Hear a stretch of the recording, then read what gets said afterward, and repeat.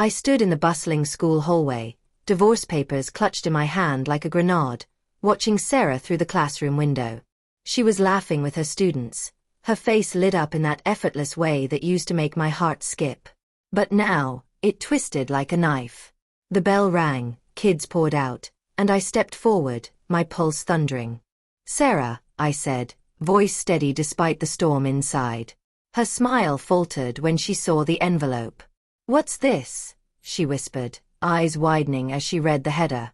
That was the moment her secret world shattered, right there, in front of her third-grade class. It started innocently enough, or so I told myself. We'd been married 8 years, high school sweethearts turned parents to our 6-year-old twins. Sarah was the dedicated teacher, always grading papers late into the night, while I worked construction, building homes for other families while ours quietly cracked. Lately, she'd been distant, phone glued to her hand, quick to hide the screen when I walked in. "Just parent emails," she'd say with a peck on my cheek, her vanilla scent lingering like a ghost. I brushed it off. Denial was easier than doubt. But suspicion crept in like fog, thickening with every late staff meeting that stretched past midnight.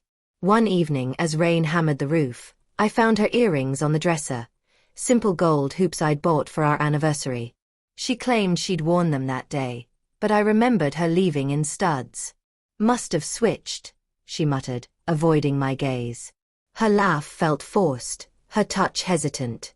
I lay awake that night, her steady breathing mocking my racing thoughts. Was I paranoid? Work stress, maybe? But the seed was planted, rooting deep into my gut.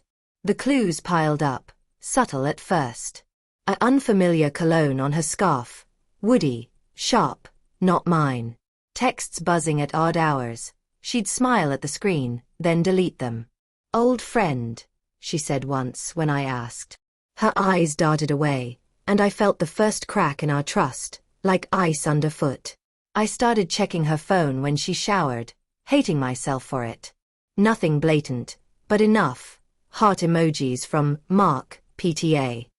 Mark. The gym teacher at her school, the one she'd mentioned casually. He's great with the kids. Jealousy burned, but I swallowed it, whispering to myself, she's not like that. Denial crumbled on a Tuesday. I came home early from a job site, flowers in hand to surprise her. The house was empty, twins at daycare. Her car was gone. I called. Voicemail.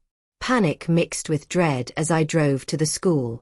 There in the parking lot, I saw them, Sarah and Mark, leaning against his truck, her hand on his arm, laughing too intimately.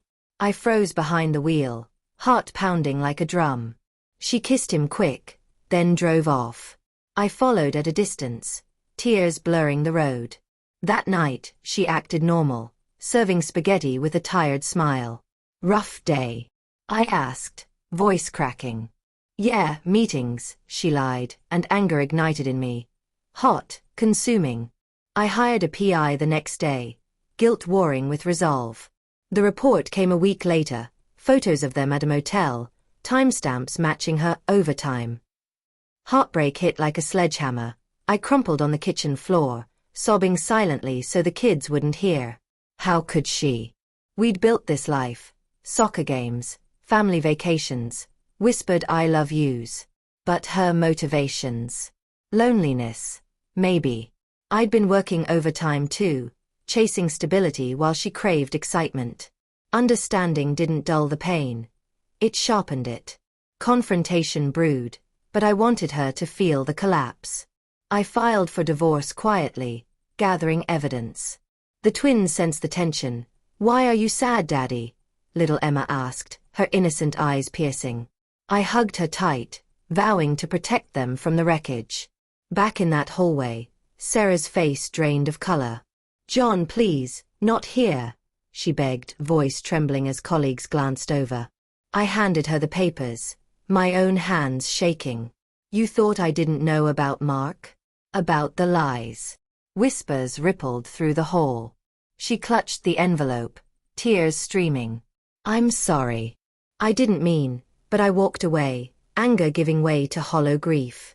Months later, custody shared. I rebuilt alone. The betrayal scarred me, but it taught me trust's fragility. Sarah's affair wasn't just sex. It was escaping a life we'd let fade. I forgave eventually, not for her but for me. Yet, some nights, I wonder, could we have fixed it? The question lingers, a quiet echo in the empty house.